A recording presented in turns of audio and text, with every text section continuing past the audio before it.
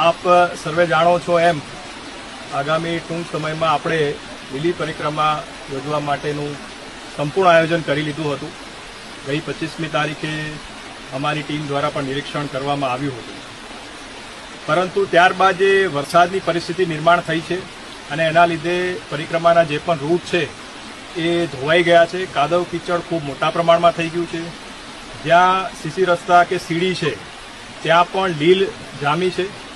સાઈડના જે રસ્તા જ્યાં પથ્થર વગેરે હોય એની પર પણ લીલ જામી છે. એટલે આ પરિસ્થિતિમાં લોકો માટે આ રૂટ ઉપર ચાલવું ખરેખર ખૂબ જ કઠિન થઈ ગયું છે.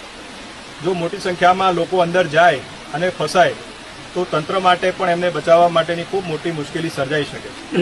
એટલે જે છેલ્લી પ્રેસ કોન્ફરન્સ કરી હતી ત્યારે મેં આપ સર્વેને જણાવ્યું હતું કે આપણે 31 તારીખ સુધી આમાં રાહ જોઈએ, ત્યારબાદ જે પરિસ્થિતિ હોય એ જોઈ અને નિર્ણય કરશું.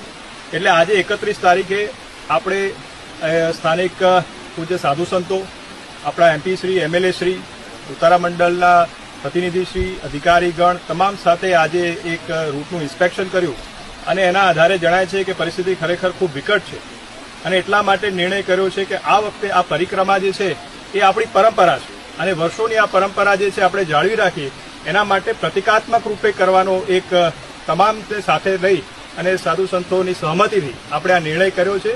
એટલે મારી ખાસ વિનંતી છે કે આ વખતે આપણે આ પરિક્રમાને માત્ર પ્રતિકાત્મક રૂપે જ કરીએ અને જે પણ લોકો આમાં આ પરિક્રમામાં આવવાનું આયોજન કરી રહ્યા હતા એમને મારી બે હાથ જોડીને નમ્ર વિનંતી છે કે આપ આ આયોજન છે એ હાલ પૂરતું જે છે એ આ વર્ષ પૂરતું આપ ટાળશો અને અત્રે જે વહીવટીતંત્ર વ્યવસ્થા કરે છે, જે વ્યવસ્થા ઊભી કરી રહ્યા છે એમાં આપને સહકાર આપશો એવી મારી આપ સર્વેને નમ્ર વિનંતી.